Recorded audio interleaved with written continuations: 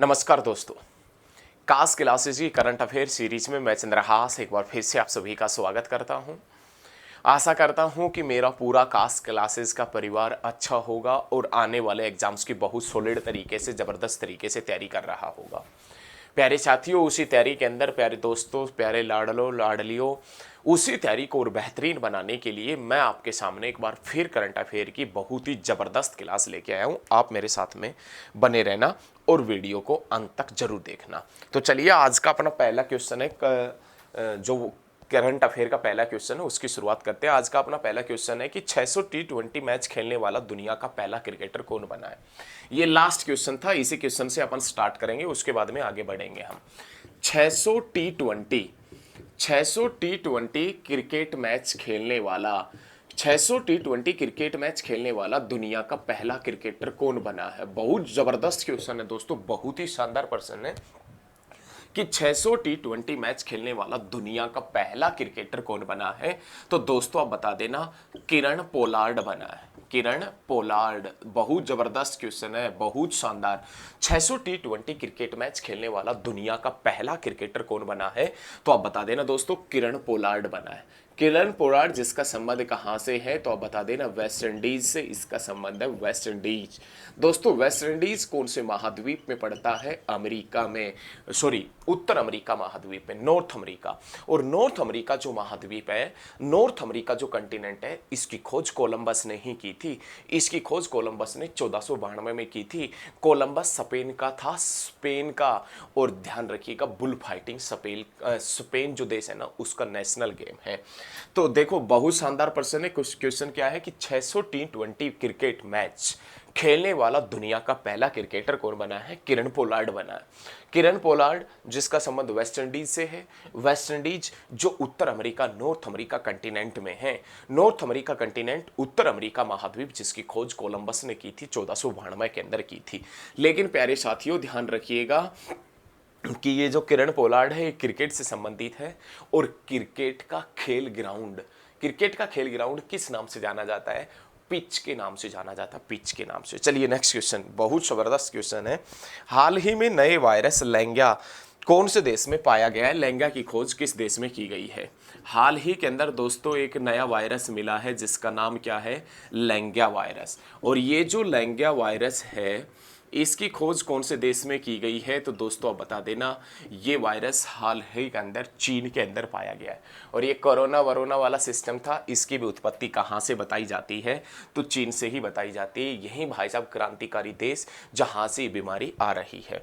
तो हाल ही के अंदर लेंगिया वायरस की खोज कौन से देश में की गई है? तो आप बता देना, चीन के अंदर। या लेंगिया वायरस कौन से देश में पाया गया है? चीन में।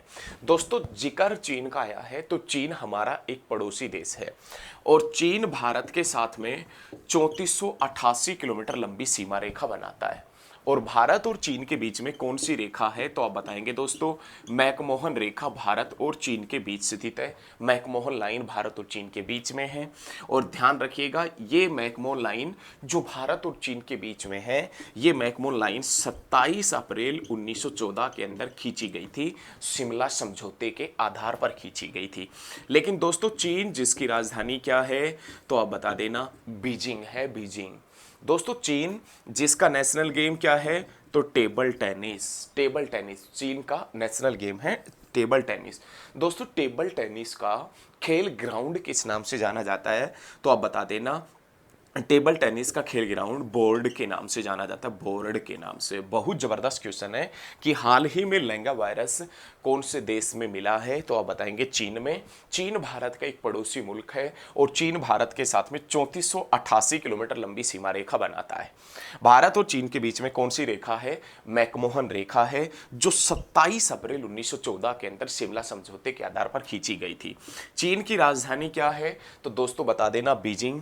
चीन का राष्ट्रीय खेल क्या है? Table tennis. और टेबल टेनिस का खेल ग्राउंड किस नाम से जाना जाता है? तो दोस्तों बता देना, बोर्ड के नाम से। बोर्ड के नाम से टेबल टेनिस का खेल ग्राउंड जाना जाता है।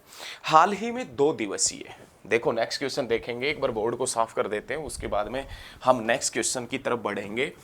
बहुत जबरदस्त तरीके से पढ़ेंगे भाई, बहुत ही शानदार तरीके से, बहुत एकदम मजा आ जाएगा पढ़ के, एकदम भाई साहब बेहतरीन तरीके से। हाल ही में 2 दिवसीय फिल्म फेस्टिवल का आयोजन कहाँ किया गया है? हाल ही के अंदर 2 दिवसीय, हाल ही में 2 दिवसीय फिल्म फेस्टिवल, हाल ही में 2 दिवसीय फिल्म फेस्टिवल का आयोजन कहाँ किया गया है? तो हाल ही के अंदर दोस्तों 2 दिवसीय जो फिल्म फेस्टिवल है इसका आयोजन कहाँ किया गया है? तो आप बता देना, न्यू दिल्ली के अंदर। हाल ही में 2 दिवसीय फिल्म फेस्टिवल का आयोजन कहाँ किया गया है? तो नई दिल्ली के अंदर 2 दिवसीय फिल्म फेस्टिवल का आयोजन किया गया है। तो प्यारे साथियों ध्यान रखिएगा, 2 दिवसीय जो फिल्म फेस्टिवल है इसका आयोजन नई दिल्ली में किया गया है। अरे दिल्ली जिसका नाम बदल के नई दिल्ली कब हुआ था? दिल्ली जिसका नाम बदलकर नई दिल्ली कब हुआ था? 1927 में। और दोस्तों दिल्ली राजधानी कब बनी थी? दिल्ली को राजधानी बनाने की घोषणा कब हुई थी? 1911 में। और दिल्ली राजधानी कब बनी थी? 1912 में। और दिल्ली का नाम नई दिल्ली कब हुआ था? 1927 में। और दिल्ली से राजधानी नई दिल्ली कब बनी थी? तो आप बता देना, 1931 में। और हाल ही में 2 दिन का फिल्म फेस्टिवल का आयोजन कहाँ किया गया है? न्यू दिल्ली के अंदर किया गया है। बहुत जबरदस्त पर्सन है आज की करंट अफेयर में, बहुत ही शानदार। आप वीडियो को साथ के साथ में शेयर करते रहिएगा। हाल ही में श्रीनगर अंतर्राष्ट्रीय एयरपोर्ट पर उम्मीद मार्केट प्लेस का उद्घाटन किसने किया है? भाई श्रीनगर पड़ता अपने पास में, श्रीनगर, और वो श्रीनगर जिसके ऊपर जो इंटरनेशनल एयरपोर्ट है ना, इंटरनेशनल एयरपोर्ट, उसके ऊपर उम्मीद मार्केट प्लेस, उम्मीद मार्केट प्लेस का उद्घाटन किसने किया है? बहुत जबरदस्त क्वेश्चन है। हाल ही में श्रीनगर अंतर्राष्ट्रीय एयरपोर्ट के ऊपर, हाल ही में श्रीनगर के इंटरनेशनल एयरपोर्ट के ऊपर उम्मीद मार्केट प्लेस का उद्घाटन किसने किया है? तो दोस्तों श्रीनगर कहाँ है? तो आप बता देना, जम्मू में है। और जम्मू का जो राज्यपाल है उसका नाम मनोज सिन्हा है, मनोज सिन्हा। और हाल ही के अंदर इसी मनोज सिन्हा ने उम्मीद मार्केट प्लेस का उद्घाटन किया है श्रीनगर के एयरपोर्ट के ऊपर। ध्यान रखिएगा, हाल ही में उम्मीद मार्केट प्लेस का उद्घाटन मनोज सिन्हा जो जम्मू कश्मीर का उपराज्यपाल है उसी ने इसका उद्घाटन किया है। लेकिन दोस्तों जिक्र जम्मू कश्मीर का आया है तो ध्यान रखना, जम्मू कश्मीर 31 अक्टूबर 2019 में बना था। जम्मू कश्मीर 31 अक्टूबर 2019 में बना था, ये ध्यान रखिएगा। जम्मू कश्मीर जिसकी 2 राजधानी हैं, एक जम्मू और एक श्रीनगर। श्रीनगर जो झेलम नदी के ऊपर है, जिसका दूसरा नाम वितस्ता है, झेलम का। झेलम जो चेनाब की सहायक है, जिसका दूसरा नाम अस्किनी है। चेनाब जो सतलुज की सहायक है, जिसका दूसरा नाम सतुद्री है। अरे सतलुज सिंधु की सहायक है जो मानसरोवर झील से निकलती है। मानसरोवर झील तिब्बत में है और तिब्बत के ऊपर अधिकार चीन जताता है। और चीन की राजधानी बीजिंग है। और चीन का राष्ट्रीय खेल टेबल टेनिस है, जिसका खेल ग्राउंड बोर्ड के नाम से जाना जाता है। दोस्तों वीडियो को शेयर करें भाई, जितने भी देख रहे हैं दर्शक इस वीडियो को साथ के साथ में आप शेयर करते रहिएगा, साथ के साथ में वीडियो को शेयर जरूर करना ना। नेक्स्ट क्वेश्चन देखें, हाल ही में स्माइल 75 पहल किस मंत्रालय ने शुरू की है? स्माइल 75 पहल, हाल ही में स्माइल 75 पहल, स्माइल नहीं होता इस प्रकार से, अपने पास में एक इमोजी होता है इस प्रकार से, और भाई साहब वो हंसता है, नहीं, स्माइल 75, हाल ही में स्माइल 75 जो पहल है वो किस मंत्रालय ने शुरू की है? हाल ही में स्माइल 75 पहल किस मंत्रालय ने शुरू की है? तो दोस्तों सामाजिक जो न्याय मंत्रालय है, सामाजिक न्याय मंत्रालय, इस सामाजिक न्याय मंत्रालय ने स्माइल 75 पहल स्टार्ट की। सामाजिक न्याय मंत्रालय ने स्माइल 75 पहल शुरू की है या लॉन्च की है। एक्चुअल में स्माइल 75 पहल है ही क्या? इसके तहत पूरे भारत में 75 नगर निगमों को चिन्हित किया गया है, चुना गया है। और जितने भी भारत देश के अंदर जो ज़्यादा एज के भिखारी हैं, भीख मांगने वाले लोग हैं, उनको वापिस पुनर्वास करवाना, मतलब उनको घर भेजना या उनको कोई स्थायी निवास बना के उसमें शिफ्ट करना, तो ये स्माइल 75 पहल उनसे रिलेटेड है। और स्माइल 75 पहल शुरू की है सामाजिक न्याय मंत्रालय ने। 75 मतलब इसमें 75 नगर निगमों को चुना गया है। दोस्तों इसके अंदर जिक्र नगर निगमों का आया है, तो भारत का पहला नगर निगम मद्रास हुआ करता था, मद्रास। और इस मद्रास का नाम आज क्या हो गया दोस्तों, चेन्नई। और चेन्नई कब हुआ था, तो आप बता देना 1996 के अंदर इसका नाम बदला गया था। नेक्स्ट क्वेश्चन, हाल ही में एसबीआई किस देश में अपना वीजा केंद्र 2 साल और चलाएगा। हाल ही में स्टेट बैंक ऑफ इंडिया, हाल ही में एसबीआई किस देश में अपना वीजा केंद्र, हाल ही में एसबीआई किस देश में अपना वीजा केंद्र 2 साल तक और चलाएगा। तो दोस्तों आप बता देना बांग्लादेश में, बांग्लादेश में 2 साल तक और चलाएगा। ध्यान रखिएगा, हाल ही के अंदर अभी एसबीआई जो स्टेट बैंक ऑफ इंडिया है वो बांग्लादेश में अपना वीजा केंद्र चला रहा है, लेकिन उसी वीजा केंद्र को 2 साल तक और चलाएगा एसबीआई बैंक। कौन से देश में, बांग्लादेश में।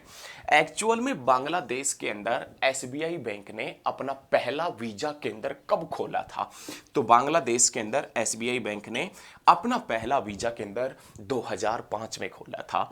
दोस्तों जिक्र एसबीआई का आया है तो आपने भूलना नहीं है, एसबीआई की स्थापना कब हुई थी, तो आप बता देना 1 जुलाई 1955 में, 1955 में।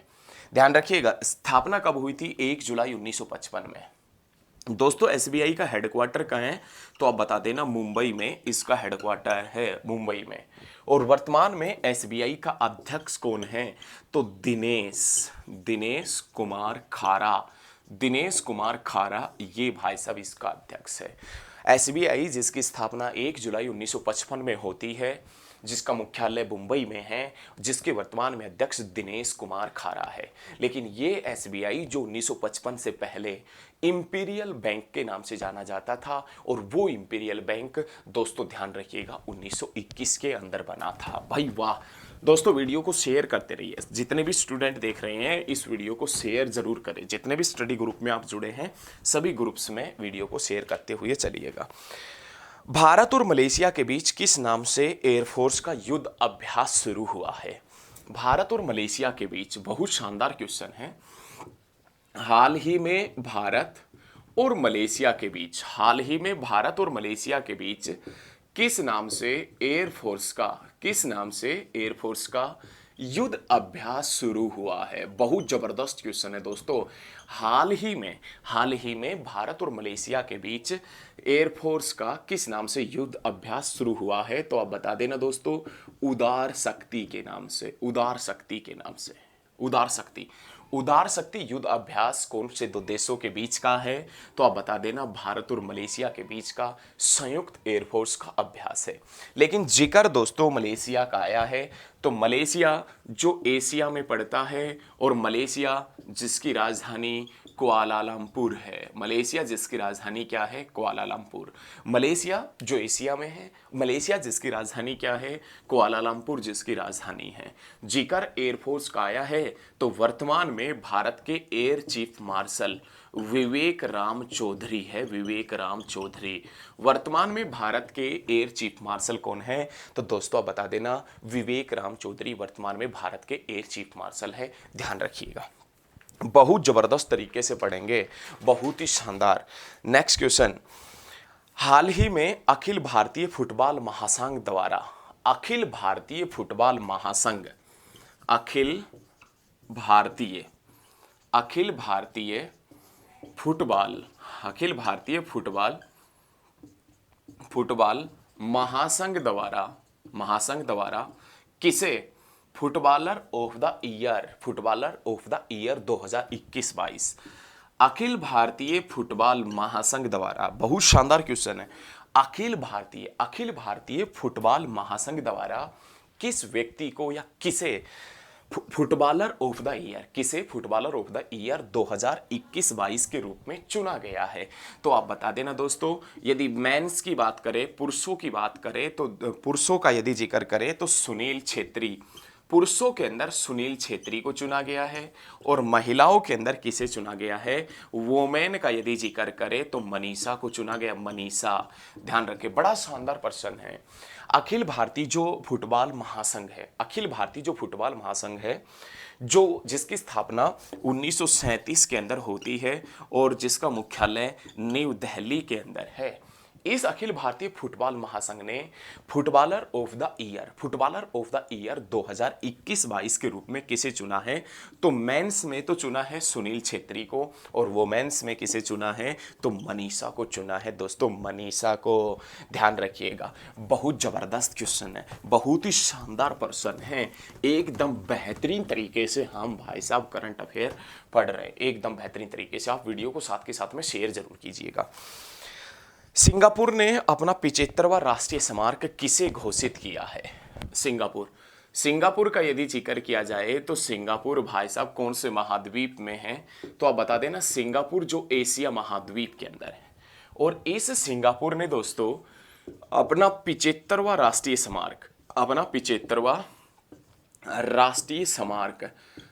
स्मारक किसे घोषित किया है, तो सिंगापुर ने अपना 75वां राष्ट्रीय स्मारक पतंग को घोषित किया। पतंग, ध्यान रखिएगा, पतंग।